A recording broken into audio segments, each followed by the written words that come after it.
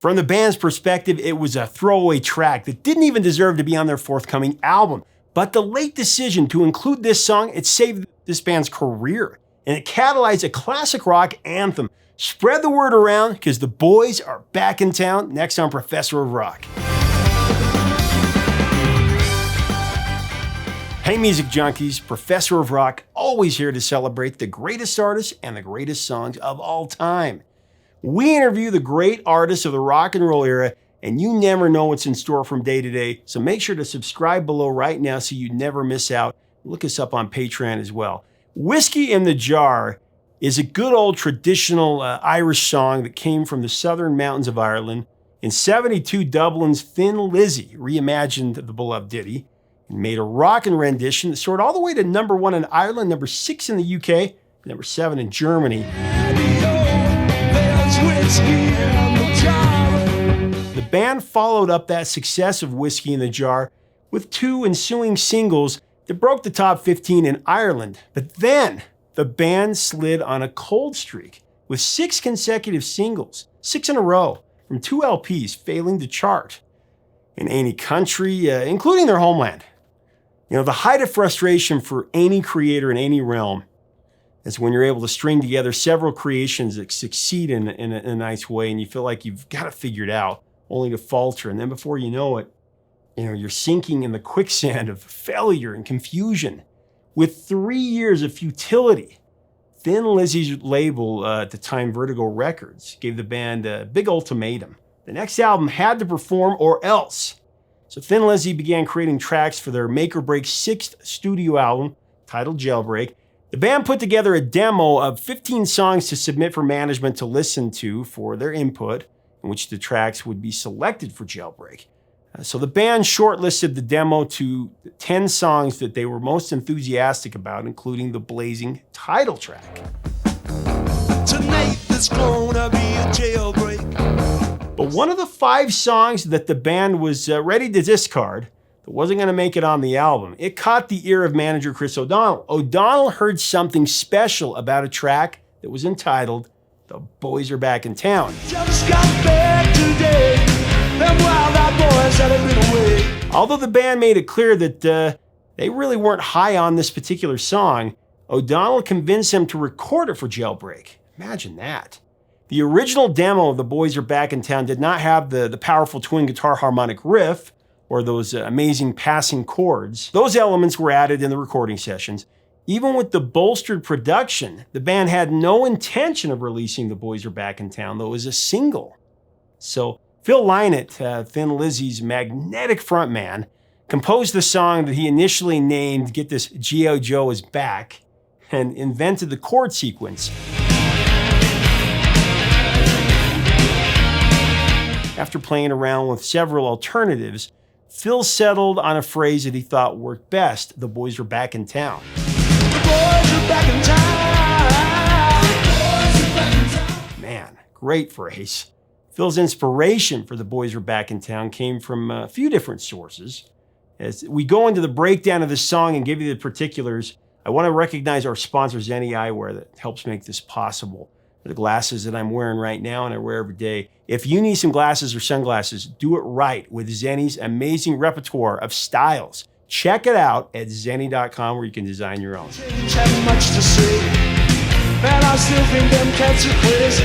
While growing up in Manchester, England, Phil's mother, Philomena Lynott, managed a club called the Showbiz, which was an alleged hangout for the Quality Street Gang. It was an underground criminal syndicate similar to the Mafia. The good folks in Manchester will tell you that the boys in "The Boys Are Back in Town" refer to the Quality Street Gang, since the enterprise was based in Manchester, where Phil Lynott grew up. Members of the QSG were known for their stylish garb, which undoubtedly inspired Lynott's lyric in verse 3. Friday night, they'd be dressed to kill down at Dino's Bar and Grill. Friday night, dressed to kill down at Dino's Bar and Grill. One of the ringleaders of the Quality Street Gang was a hard-nosed character named Jimmy the Weed Donnelly, who was one subject of the song "Johnny the Fox Meets Jimmy the Weed." He called to Jimmy the Weed. The track off of Thin Lizzy's "Johnny the Fox" LP. Johnny the Fox was also one of the QSG.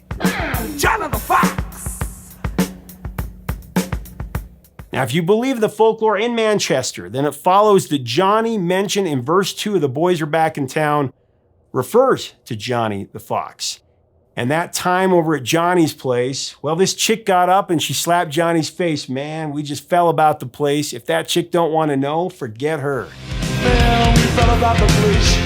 If that chick don't want to know, forget her. Oh, such a classic line from a classic song. Now, there's also much speculation about Phil referring to Dino's Bar and Grill and the boys hanging down at Dino's. It was likely a real place from one or several true-life scenarios.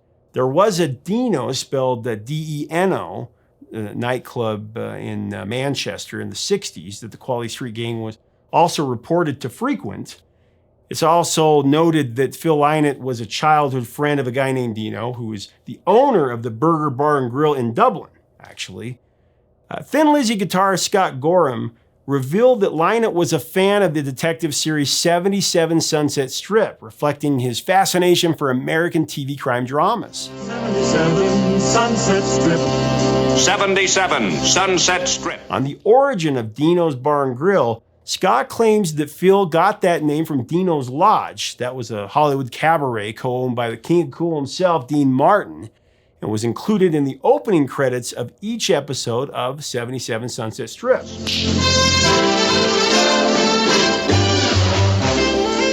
Dino's Lodge was definitely a place where the drink will flow, but not where blood will spill, as the line goes in verse 3 of The Boys Are Back in Town.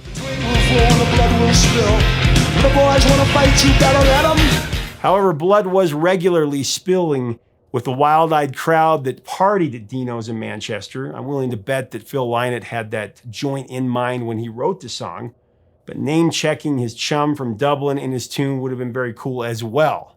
So, a couple different stories there. Curiously, Scott Gorham also mentioned that Phil was captivated by the American mystique. So he added the bar and grill part of Dino's to put some, American flavor in The Boys Are Back in Town.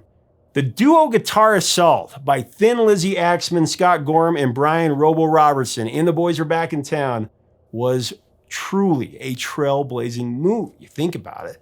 A move they clearly didn't give much credit to when they were recording the track.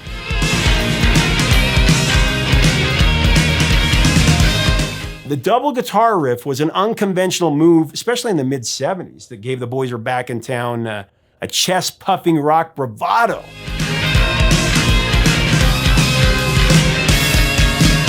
Bands like Def Leppard, AC/DC, and Judas Priest, they did the same thing. The co-lead player lineup for Thin Lizzy was something that Phil Lynott directed out of fear and necessity. When Lizzy's first guitarist Eric Bell abruptly left the group after a New Year's Eve gig that was in 1973, it left the band without a lead guitarist. After Lynott replaced Bell with Gary Moore, he vowed to never be in the position that Bell put them in ever again, so he wanted the group to consistently have two guitarists as a security measure. Scotty Gorham, the lone American, was brought in as the second co-lead, and he ended up being the only consistent part of the lineup for Thin Lizzy other than Lynott for a decade. Thin Lizzy had a revolving door for the second lead. Between 1973 and 1984, Thin Lizzy had two tours of duty from Gary Moore, as well as Brian Robertson, along with stints from John Sykes, Dave Flett, or Snowy White, and even Phil Lynott's close friend Midge Ure. We've talked about that before. That was before Ure moved to keyboards. Co-founder and killer drummer Brian Downey was also an invaluable and loyal Thin Lizzy warrior. The cornerstone of Thin Lizzy was the grossly underrated Phil Lynott. Man, the soulful Gaelic singing style by Phil Lynott distinguished him from the other vocalists of the rock era.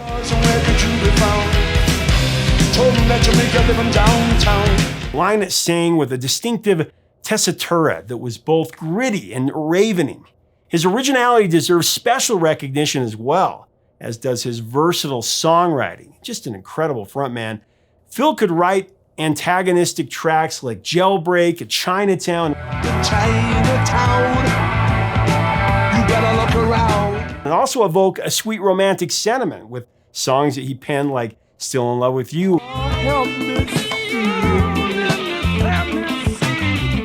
or King's Call, his touching solo tribute to Elvis. You can always hear the king call. It was the man's mesmerizing charm and commanding showmanship that made him truly one of a kind and truly exceptional. Phil had a gifted ability to engage an arena full of thousands of people and turn the show into an intimate one-on-one experience. He lured people to his stage. So let's go back to 1976 and the freshly released album Jailbreak.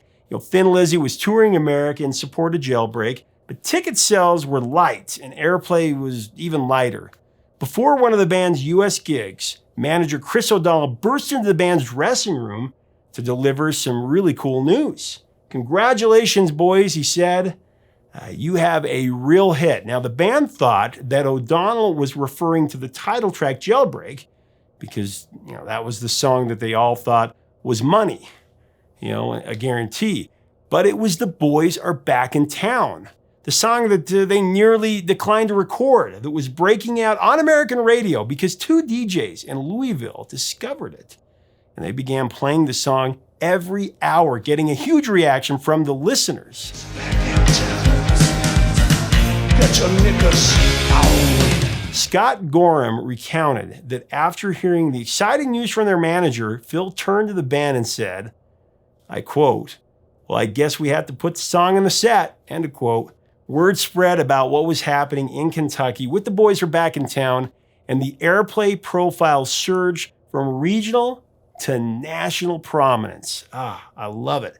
In 1976, The Boys Are Back in Town became a surprise international smash, putting the Thin Lizzy Boys back at #1 in Ireland.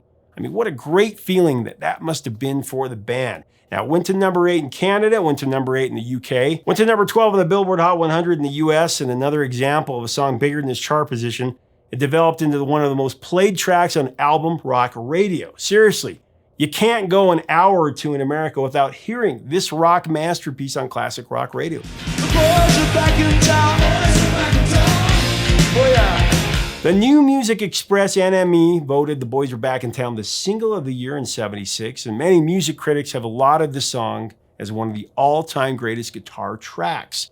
Sir Bob Geldof believes The Boys Are Back in Town is one of the top 5 songs ever recorded. He effuses about every part of the song's arrangement and musicianship. The Boys Are Back in Town has become a timeless sing-along, a rock anthem played at sports arenas around the world, and is a ritual theme song played before rugby matches in Ireland. The song has become a permanent fixture of the cultural vernacular. It's a saying that I use all the time whenever I'm going to get together with a few friends from the past. I always say, "The Boys Are Back in Town," or if they do a sequel to a beloved TV show or a movie, without even thinking about it, I'll just say it out loud. "The Boys Are Back in Town." My wife and kids have caught on, and they just roll their eyes when I say it. I can't help it. Thin Lizzy has tattooed that on my brain, and of course I start singing the song. That's how it goes. It's crazy, though, that if it weren't for the golden ears of the two DJs in Louisville, this song may have been relegated to being one of those cool overlooked album cuts or not even recorded at all. The boys are back in town. The boys are back in town. Now, at the time that the Jailbreak album was busting up rock radio, Phil Lynott and the band was touring with Journey, and it inspired another classic rock standard, Any Way You Want It. Here's what Journey founder and guitarist Neil Schon told me about Thin Lizzy's tremendous influence. There's a guitar solo.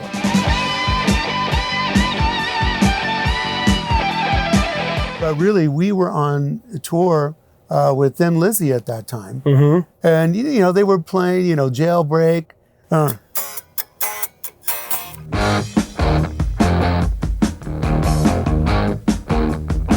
That kind of jaggedy kind of guitar. And I loved Phil Lynott and Scott and all the guys. And I used to hang out with Phil a lot. It's not the same thing, but you take an idea. It's so difficult to come up with anything that's completely never been done before. And so, you take ideas that you like and rhythms that you like, and you do them in your own way. Tonight there's gonna be a jailbreak somewhere. You know, I was inspired. I'm not afraid to say where I got it. Everything comes from somewhere. Phil Lynott was one of those brilliant rock stars that struggled to control the urge to live an excessive rock and roll lifestyle. Unfortunately, Phil admittedly bought into the whole thing, drinking himself into stupors and snorting mountains of cocaine and shooting heroin. In the latter part of the 70s, he became extremely ill from alcohol poisoning and drug abuse. There was one occasion when he was complaining of severe body pain when he collapsed on the floor and was taken to the hospital. Phil was diagnosed with hepatitis, but the abuse didn't cease, or even decrease for that matter. Sadly, Phil Lynott's last years were heavily affected by drug and alcohol dependency, leading to his collapse on the 25th of December 1985 at his home in Kew, England. He was discovered by his mother, who was not aware of his dependence on heroin. She contacted his wife, Caroline, who knew about her husband's heroin abuse, and immediately identified the problem as serious. After Caroline drove him to a drug clinic, Phil was taken to Salisbury Infirmary, where he was diagnosed as suffering from sepsis. Although he regained consciousness enough to speak to his mother, his condition worsened by the start of '85, and he was put on a ventilator. Phil Lynott died of pneumonia and heart failure in the hospital's intensive care unit on the 4th of January 1986, at the age of 36, just 36. It's been a massive loss, as we wonder what else Phil would have achieved had he lived. Fortunately, we have a trove of incredible songs and albums from Phil and Thin Lizzy that will live on forever.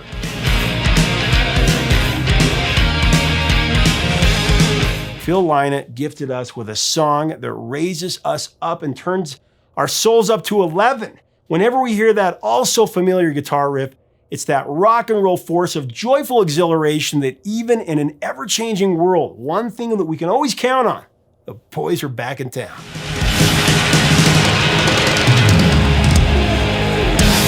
Leave us a comment about Phil Lynott, Thin Lizzy, and this amazing song. What do you remember about hearing it for the first time? What are your memories with it? Let us know in the comments. We'd love to hear. Make sure to subscribe below if you're a fan of the greatest music ever. Do that right now. We'd love to have you. And check us out on Patreon, where you can help our mission of keeping the music alive. It's so important. Until next time, 3 chords and the truth, my friends.